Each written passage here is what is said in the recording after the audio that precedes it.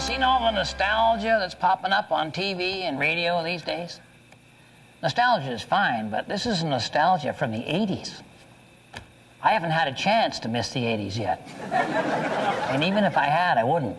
The clothes were neon, the cars were gutless, and the music was either made in a computer or by something called Wham. But see, that's the way nostalgia works. As things go sour in the present, we all start imagining they were better in the past. It's why we remember the Bee Gees so fondly and the Captain and Tennille at all. It's all about what you're comparing stuff to.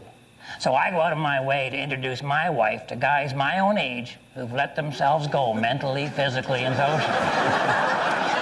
I know that someday soon that nostalgia factor is going to kick in and she's going to start seeing me as better than I've ever been.